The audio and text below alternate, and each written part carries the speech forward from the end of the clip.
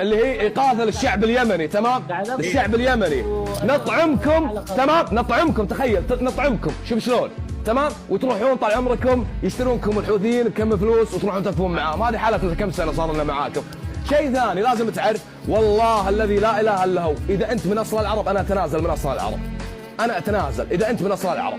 جاي تسولف وتقول السعوديه والعرب تحط اصل العرب، لهجه واحده ماني فاهمك منها.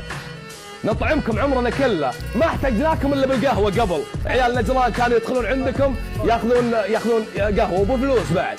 متى فتونا؟ ويمين تتكلم عنه انت؟ عندنا النفط، حنا عندنا صندوقات ماليه، عندنا طال عمرك بلاوي اقتصاديه والله لا توصلها بعد 400 سنه. لو يطلع مارد علاء الدين، تمام، الازرق، والله العظيم لا توصل قناه الخليج ولا رزق الخليج ولا اللي عند الخليج. مينا خليفه عندنا حنا بالامارات، تسمع مستعد يطلع من العالم كله، يروحون ميناكم هذاك اللي ما حد يمره، ويلا ونصرف عليكم حنا، تسمع نصرف عليكم. اقسم بالله دعمنا اليمن، تمام، دعمنا اليمن باموال بعد 100 سنه قدام.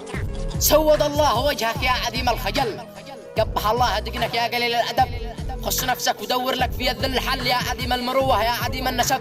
قال انه خليجي للكويت انتحل، بس ما هو خليجي تبلها 1000 تب. الخليج المراجل عندهم بالدبل، الخليج يا مغفل ناس كم من شنب، قد تجاوز من الحتى المحدد وزل. انت من تاب صاحب السيارة العجب، العرب ما اعترف بك لا وبالمحتمل. لا تزيد التغاضي عن اصول العرب، قال انه كويتي بس ما في امل، قال انه سعودي والكلام انقلب. شخص ما هو خليجي ما يفيد الزعل، الحقيقة حقيقة انت اصلك ذنب.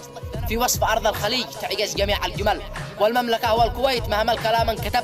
رجال كم من رجل والشخص مثل الجبل، قد قيمتك مثل قطة وانت كنت السبب.